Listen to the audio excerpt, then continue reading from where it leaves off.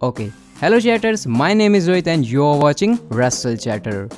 तो भाई लोगों कैसे हो आप लोग। आई होप अच्छे से हो गए और अच्छे ही रहना। मैं भी यहाँ पर एंजॉय कर रहा हूँ अपना लास्ट दिन। अभी से कुछ घंटे के बाद मैं यहाँ से चला जाऊँगा वापस से घर, और जो नज़ारे हैं वो भी आपको देखने को नहीं मिलेंगे। लेकिन भाई मैंने किसी तरीके से धूप आने का इंतज़ार किया है। और उसके बाद भाई कल मैंने कम्युनिटी टाइप के ऊपर पोस्ट डाली थी कि मैं आपके जो है क्वेश्चन लेने वाला हूँ हर बार की तरह, जैसे हम हर संडे को करते हैं। तो यहाँ पर भाई आप लोगों ने भर भर के काफ़ी इंटरेस्टिंग से सवाल पूछे हैं। और मज़े की बात पता क्या है, मज़े की बात ये है कि क्योंकि WWE के अंदर ही टाइम इंटरेस्टिंग चल रहा है, तो इस वजह से जो है आपके सवाल भी इंटरेस्टिंग बन जाते हैं। और अगर थोड़ा सा बोलने में अजीब लग रहा हो तो भाई यहाँ पर ठंड काफ़ी ज़्यादा है, तो इस वजह से ऐसा है। तो सबसे पहला जो सवाल यहाँ पर है वो पूछा है संजीव ने, और ये बोलते हैं रोमन रेंज का न्यू थीम सॉन्ग कब डेब्यू होने वाला है। तो भाई देखो, रोमन ने खुद ही कहा है कि मेरा जो नया थीम सॉन्ग है वो आपको बहुत जल्दी देखने को मिलेगा। अब वो बहुत जल्दी कब है मैं वेट कर रहा हूँ उस टाइम का आपकी तरफ। देखो मेरे को भी इसके बारे में कोई आइडिया नहीं है, लेकिन मैं आपको इतना बता सकता हूँ कि जब कोई बड़ी चीज़ होगी, जैसे क्या पता रोमन रेंज कोई रॉयल रंबल जीत जाए, मतलब मजाक ही करना एक तरीके से, पॉसिबिलिटी तो आपको पता है किसी भी चीज़ की है।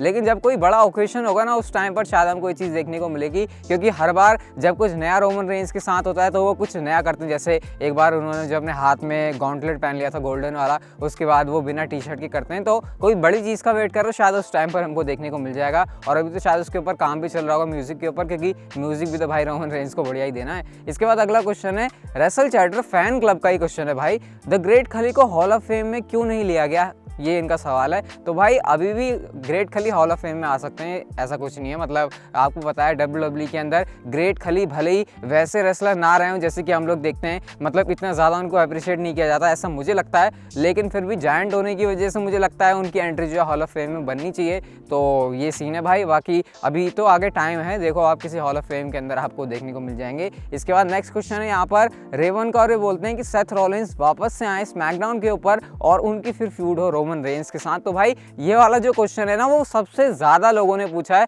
कि सेथ रॉलिंस और रोमन रेंज की फ्यूड क्या हमको देखने को मिलेगी जब सेथ रॉलिंस वापस आ रहे हैं, क्योंकि आपको पता है WWE ऑलरेडी अनाउंस कर चुकी है कि जो सेथ रॉलिंस हैं उनका रिटर्न होने वाला है 1 जनवरी को। 1 जनवरी मतलब 2021 का जो स्मैकडाउन का एपिसोड होने वाला है पहला वाला। वेल इसकी चांसेस हैं, क्योंकि अब आपको पता है Roman Reigns versus Daniel Bryan तो होने नहीं वाला, क्योंकि डैनियल ब्रायन तो रॉयल रंबल में आ गए। तो अगर WWE फ्यूड करना चाहती है Seth Rollins and Roman Reigns की, और यहाँ पर देखने में तो मजा तब भी आ जाएगा अगर मान लो सेथ रॉलिंस फेस सुपरस्टार की तरफ वापस आते हैं, क्योंकि अगर वो रोमन रेंज के साथ कंपीट करेंगे तो ऐसे में यहाँ पर दोनों हील थोड़ी सी दिक्कत वाली बात बन जाएगी। तो इसकी पॉसिबिलिटी जरूर है, और अगर ऐसा हो जाता है तो भाई WWE के अंदर जो आने वाला 1 महीना है ना उसमें तो हमको मजा ही आ जाएगा। इसके बाद अगला क्वेश्चन है यहाँ पर पीयूष कुमार का, और ये बोलते हैं डू यू थिंक कि रेटिंग तो इतनी बढ़िया नहीं आई WWE की, लेकिन फिर भी WWE ने 2020 में काफ़ी इंप्रूव किया है। वेल पेपर व्यू के बारे में अगर मैं बात करूँ तो WWE ने कई बार ऐसा डिलीवर कर दिया कि जो कि बिल्कुल भी एक्सपेक्टेड नहीं था। ऐसा लग रहा था कि WWE बेकार जाने वाली है, लेकिन तभी WWE ने चौके छक्के कई बार जो है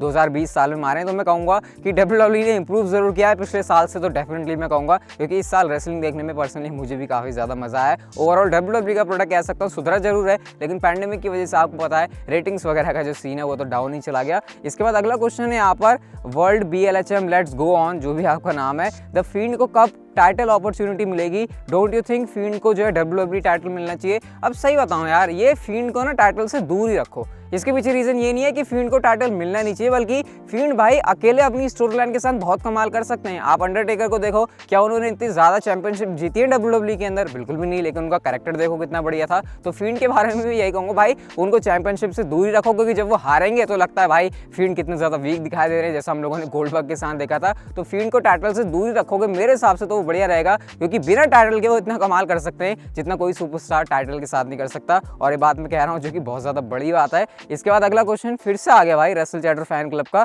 और सही बताऊं मैंने ये नाम अभी भी देखा है कि इनका दोबारा से क्वेश्चन पिक हो गया। ऐसा मत समझना कि इनके नाम में रेसल चैटर है इसलिए मैंने क्वेश्चन ले लिया है। इनका क्वेश्चन है ब्रो, नानी के घर से जाने के बाद तुम व्लॉग्स कैसे डालोगे?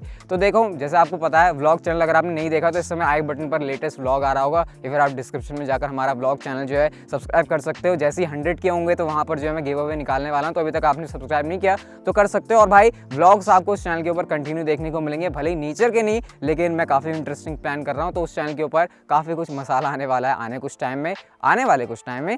इसके बाद अगला क्वेश्चन है यहाँ पर अंसारी मोहम्मद का और ये बोलते हैं कि स्मैकडाउन पहले से टेप्ड थी और एलईडी स्क्रीन के ऊपर फैंस आ रहे थे, तो ऐसा कैसे हो सकता है? तो मैं आपको बता दूं भाई, जो स्मैकडाउन पहले से टेप्ड हो गई थी थंडरडोम के लिए स्पेशली, उन लोगों ने स्मैकडाउन पहले ही देख ली थी। मतलब उन लोगों ने एक्चुअल में जो स्मैकडाउन एयर हुई थी फॉक्स के ऊपर या फिर अपने टीवी चैनल्स के ऊपर, उससे पहले ही थंडरडोम में क्योंकि वो आए थे, तो WWE कर भी कह सकती है भाई, मतलब उनको थंडरडोम के फैंस भी तो लाने ही है ना। तो उन सारे फैंस ने जो है स्मैकडाउन देख लिया और उन्हीं फैंस ने स्क्रीन रिकॉर्ड करके जो है सारी हाईलाइट्स वगैरह डाल दी थी। तो स्मैकडाउन फ्राइडे को जब आती उससे पहले ही सारे लोगों ने जो है स्मैकडाउन देख ली थी। तो इसमें यहाँ पर आपको ज़्यादा कोई कन्फ्यूजन होना नहीं चाहिए। ये काफ़ी सारे लोग पूछ रहे थे, तो मैंने जो है इसको यहाँ पर फीचर कर लिया है। इसके बाद अगला क्वेश्चन है निंजा गेमिंग का और ये बोलते हैं क्या ब्रॉक लेसनर और जॉन सीना रॉयल रंबल में आ सकते हैं? वेल देखो, ब्रॉक लेसनर के आने की ज़्यादा पॉसिबिलिटी है और आपको पता है रॉ की लेजेंड्स वाली नाइट भी आने वाली है, तो हो सकता है दोनों के दोनों सुपरस्टार आपको पहले ही देखने को मिल जाएं, क्योंकि अब WWE के अंदर वो वाला टाइम आ चुका है जब हमको WWE के अंदर बड़े बड़े स्टार्स देखने को मिलते हैं। रॉयल रंबल आ गई, उसके बाद रेसलमेनिया सीजन शुरू हो जाएगा,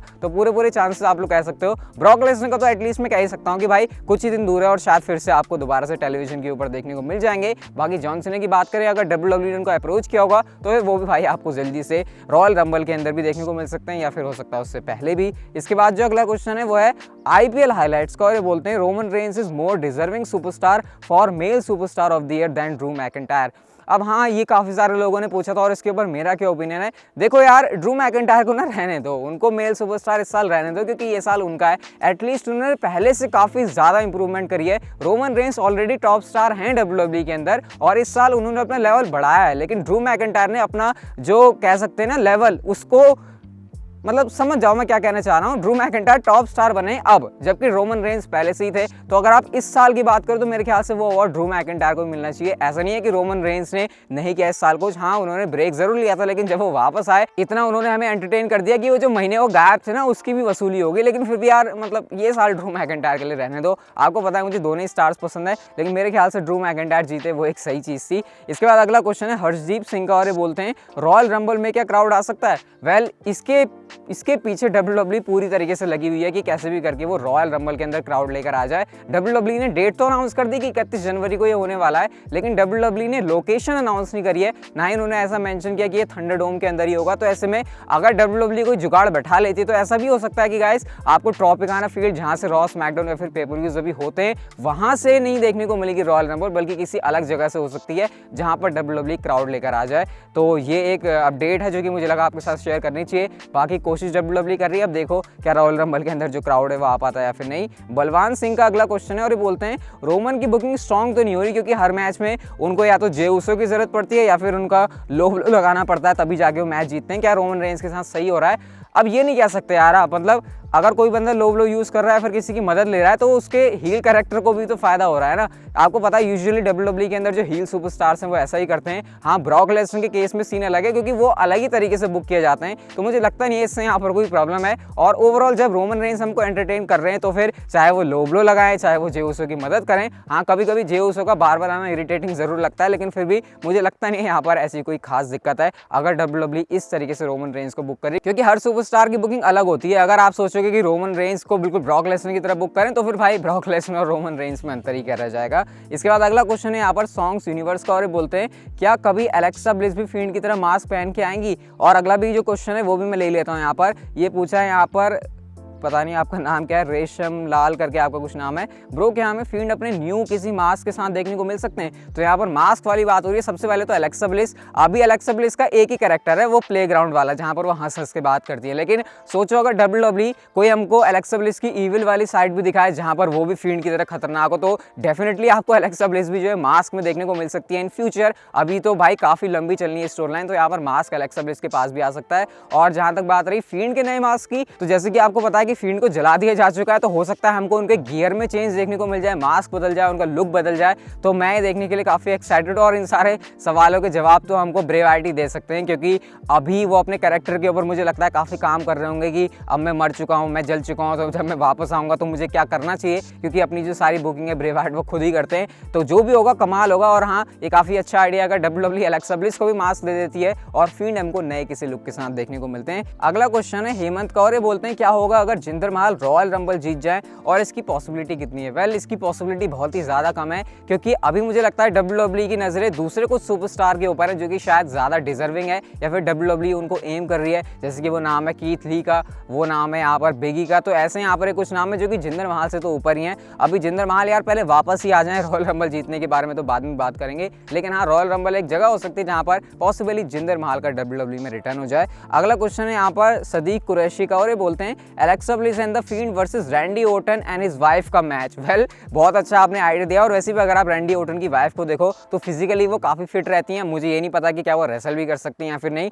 लेकिन ये बढ़िया आइडिया होगा कि Alexa bliss and the field की स्टोर लाइन में अगर रैंडी ओर्टन की वाइफ भी इन्वॉल्व हो जाती हैं, क्योंकि मतलब एलेक्सा ब्लिस से भिड़ने के लिए किसी को तो आना पड़ेगा ना, तो ये भी एक अच्छा आइडिया। और भाई हमारे चैनल के ऊपर ही लोग इतने अच्छे कमेंट करते हैं, अगर WWE यहीं से आइडिया ले लेना तो भाई रेटिंग्स फाड़ के आनी है। इसके बाद अगला क्वेश्चन है यहाँ पर हमारे राहुल बैरी का, और ये बोलते हैं 2021 का रेजोल्यूशन क्या है? तो देखो, ऐसा कुछ खास रेजोल्यूशन मैं रखता नहीं हूँ, जो काम मुझे करना होता है वो मैं कर देता हूँ, लेकिन हाँ, ये मैं कोशिश करूँगा कि 2020 जैसा मेरा साल गया उससे कुछ ना कुछ मैं इंप्रूव करके 2021 में करूँ। फिर चाहे मैं अपनी लाइफ की बात करूँ, अपनी पर्सनल लाइफ की बात करूँ, या फिर यूट्यूब की भी बात करूँ, या फिर अपने दूसरे कामों की बात करूँ, तो यही हमारा मोटिव रहना चाहिए। बाकी ऐसा कुछ खास मैं अलग से सोच के रखता नहीं हूँ। इसके बाद अगला क्वेश्चन है यहाँ पर गौरव कौर बोलते हैं कि अगर मैं यूट्यूबर नहीं होता तो मेरा फिर प्रोफेशन क्या होता है, फिर मैं क्या कर रहा होता? तो अगर आपको नहीं पता तो मैं बता देता हूँ कि मैं सर्टिफाइड ग्राफिक डिज़ाइनर हूँ, और यूट्यूब के साथ साथ मेरा ये वाला काम भी चलता है। तो अगर मैं यूट्यूब नहीं कर रहा होता तो फिर मेरा ग्राफिक डिज़ाइनिंग के ऊपर और भी ज़्यादा फोकस रहता, यही होता, लेकिन फिलहाल वो चीज़ मैं वैसे भी कर रहा हूँ यूट्यूब के साथ साथ। इसके बाद हमारा आज का फाइनल क्वेश्चन है बैरी का, और ये बोलते हैं कि अब रेंस और ओवेंस की जो फ्यूड है वो खत्म हो चुकी है और डैनियल ब्रायन एंटर कर रहे हैं रॉयल रंबल में, तो क्या ऐसा हो सकता है कि रोमन रेंस अपना टाइटल डिफेंड करें रॉयल रंबल मैच में नंबर 1 पर आकर? और ऐसा ही इसलिए चाहते हैं क्योंकि ये गोल्डबर्ग और रोमन रेंस का मैच नहीं देखना चाहते। अब मैं आपको बताऊं तो Roman Reigns royal rumble match में बिल्कुल वैसे एंटर कर सकते हैं जैसे कि हम लोगों ने लास्ट ईयर देखा था। ब्रॉक लेसनर WWE चैंपियन थे, लेकिन WWE चैंपियन होकर भी उन्होंने रॉयल रंबल मैच में पार्टिसिपेट किया था। तो अगर WWE रॉयल रंबल मैच में ना सुपरस्टार की मतलब क्या कहते हैं हम उसको, स्टार पावर बढ़ाना चाहती है, तो फिर आपको रोमन रेंस देखने को मिल सकते हैं रॉयल रंबल मैच के अंदर। और इसके चांसेस हैं, क्योंकि अगर WWE को रोमन रेंस के लिए रॉयल रंबल में कोई सही अपोनेंट नहीं मिलता, सही अपोनेंट से मेरा मतलब ये नहीं है कि कोई अपोनेंट नहीं मिलता, बल्कि ऐसा कुछ जो WWE चाह रही है कि आगे स्टोर लाइन किसी के साथ चलानी है। सोचो Roman Reigns royal rumble match में आ रहे हैं, और जो बंदा रोमन रेंस को एलिमिनेट करेगा उसके साथ फिर उसकी रेसलमेनिया में फ्यूड होगी, जैसा हम लोगों ने पिछले साल देखा था ब्रॉक लेसनर के केस में। ब्रॉक लेसनर को किसने एलिमिनेट किया था? ड्रू मैकिंटायर ने। फिर रेसलमेनिया में किसका मैच हुआ? Drew McIntyre versus Brock Lesnar. तो ये सिनेरियो आपको रोमन रेंस के साथ देखने को मिल सकता है,